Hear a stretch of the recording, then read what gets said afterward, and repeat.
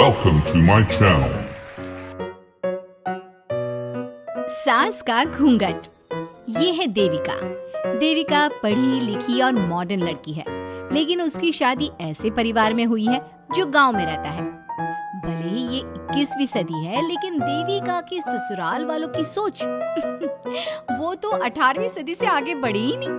आइए जानते हैं क्या होगा जब शहर की पढ़ी लिखी और मॉडर्न लड़की फंस जाएगी संकीर्ण मानसिकता वाले माहौल में। सागर, ये तुम्हारे गांव में सबने इतने लंबे लंबे घूंघट क्यों कर रखे हैं? और ये सब मुझे इतना घूर घूर कर क्यों देख रहे हैं? अरे यार, तुम भी घूंघट कर लो ना, इसीलिए तो देख रहे हैं सब तुम्हें। कम ऑन सागर, मैं घूंघट नहीं कर सकती। तुम्हें पता है ना मैं कौन हूँ। लेकिन देविका, मेरे पिताजी, चाचा जी, बड़े भैया और जीजा जी ने तुम्हें बिना घूंघट के देख लिया ना तो बहुत गुस्सा होंगे और न जाने कौन कौन से फरमान सुनाएंगे। घर चलो, देखा जाएगा जो होगा। सागर देविका से कई बार कहता है कि वो घूंघट कर ले, लेकिन देविका सागर की नहीं सुनती और अपने ससुराल के दरवाजे पर पहुंच जाती है। जब देविका वहां पहुंचती है तो देखती है कि उसकी सास बिमला, चाची सास कम्मो और जेठानी सुजाता ने लंबा सा घूंघट कर रखा था, पर उनकी ननद वीना ने घूंघट नहीं किया हुआ था। लेकिन हाँ, उसने सर पर सलीकी के साथ दुपट्टा जरूर ओढ़ा हुआ था। सागर अपनी पत्नी को सबसे मिलवा रहा होता है, तभी सागर के पिता जोगिंदर बोलते हैं, सागर, तूने बहू को इस घर के तौर तरीके नहीं समझा। हमारे घर की औरतें बिना घूंघट के किसी पर आए मर्द के सामने नहीं आती, और तू इसे ऐसे ही ले आया। पिताजी, मैं समझा दूंगा। वो नई नई शहर से आई है ना, इसलिए उसे पता नहीं है। सागर की बात सुनकर उसके चाचा जी महेंद्र बोलते हैं, ये बात तो तुझे गांव में कदम रखते ही अपनी बीवी को समझानी चाहिए थी। हमारा गांव में बहुत नाम है। तेरी बीवी ऐसे गांव भर में घूमेगी तो क्या इज्जत रह जाएगी हमारी। ये बोलकर जोगिंदर और महेंद्र वहाँ से चले जाते हैं। शाम को घर की सारी औरतें खाने की तैयारी करती हैं। खाना तैयार हो जाता है, लेकिन घर की कोई भी औरत खाना नहीं खाती।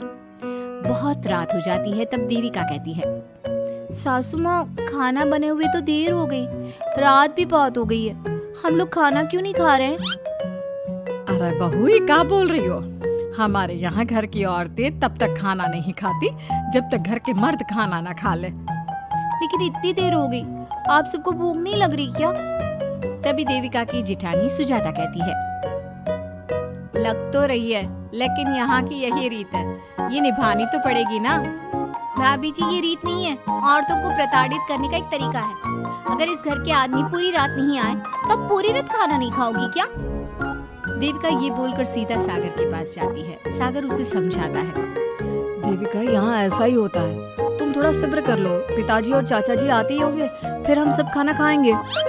सागर देविका को समझा ही रहा था, तभी देविका की ननद वीना आकर कहती है, सागर, खाना खाने आ जाओ, पिताजी और चाचा जी आ गए हैं। चलो देविका, तुम्हारा इंतजार खत्म हुआ। सागर खाने के लिए बैठ जाता है। जब सब खाना खाने बैठते हैं तो देविका भी बैठ जाती है। सागर धीरे से उसे कहता है, अरे देविका, ये क्या कर रही हो? तुम इस तरह हमारे साथ खाना नहीं खा सकती। अगर क्यों सागर, मुझे भूख लगी है, सब लोग खा रहे हैं तो मैं क्यों नहीं खा सकती? ये हमारे घर का नियम है, पहले घर के आदमी खाते हैं और बाद में औरतें। लेकिन सागर, हमारे घर में तो ऐसा कोई नियम नहीं है। देविका और सागर में बहस छिड़ जाती है। तब सागर का बड़ा भाई कहता है, सागर, तेरी बीवी को एक बार में समझ में नहीं आता क्या कि इस घर की औरतें मर्दों के खाना खाने के बाद ही खाना खा सकती है? भैया, मैं देविका को यही समझा रहा था। मुझे तो लग रहा है कि इसके दिमाग में कोई बात ही नहीं बैठती एक बार में। भैया, मेरे दिमाग में बात तब बैठेगी ना जब आपकी बात कोई ढंग की होगी। अरे आखिर क्यों घर की औरतों को आप लोगों की बात खाना मिलेगा? हाँ, अब से पहले घर की किसी औरत ने घर की किसी मर्द से इस लहजे में बात नहीं की थी, इसलिए वो सब देविका की बात सुनकर हैरान रह गए। तभी सागर की जीजा और वीना के पति कल्याण जी कहते हैं, ये क्या है सागर, इस घर की दीवारों को औरतों की इतनी ऊंची आवाज सुनने की आदत नहीं है। अपनी बीवी को बोल जरा होश से काम ले और चुपचाप चली जाए। क्यों चली जाऊं मैं चुपचाप? इस घर की औरतें आपकी हर बात बर्दाश्त कर लेंगी, लेकिन मैं शहर की पढ़ी लिखी लड़की हूँ।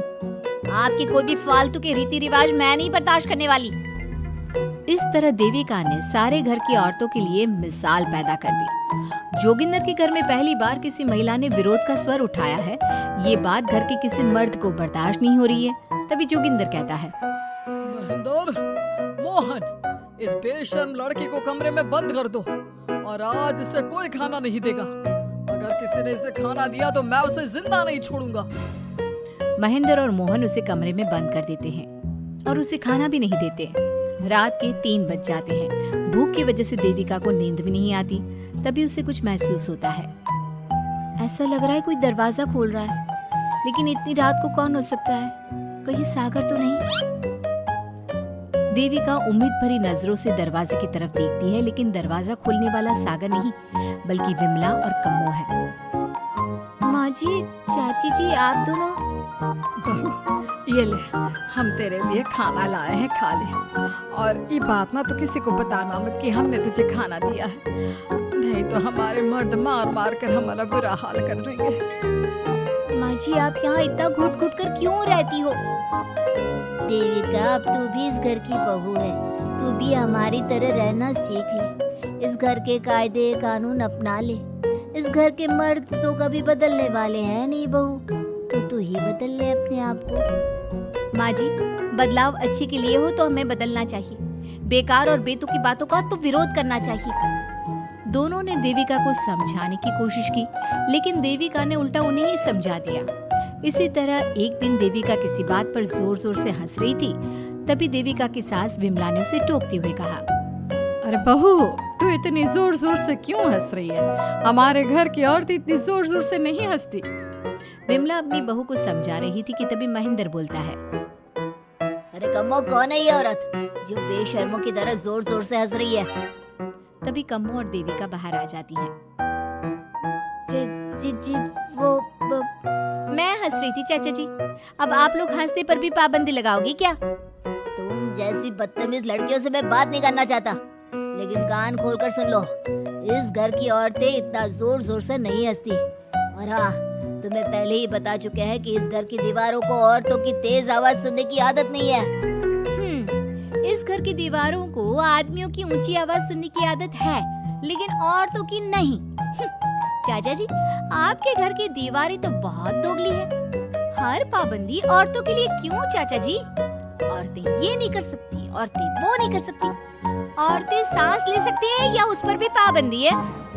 चुप हो जाना बहू, मत बोल और घूंघट कर ले। ये तेरे चाचा ससुर है, थोड़ा तो लिहाज कर। कम्मो के समझाने पर भी देविका चुप नहीं होती।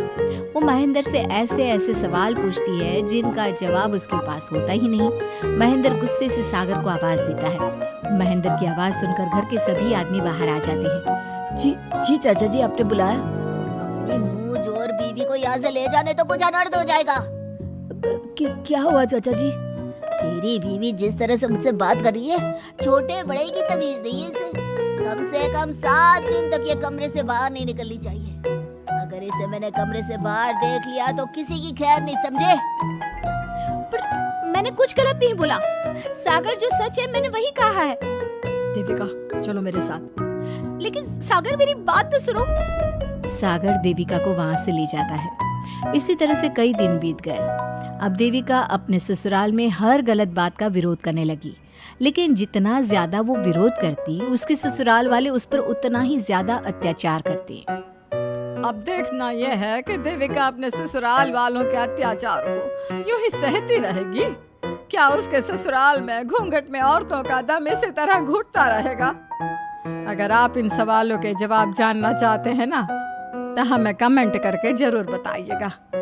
और हमारी स्टोरी को लाइक, शेयर और चैनल को सब्सक्राइब करना ना भूलें।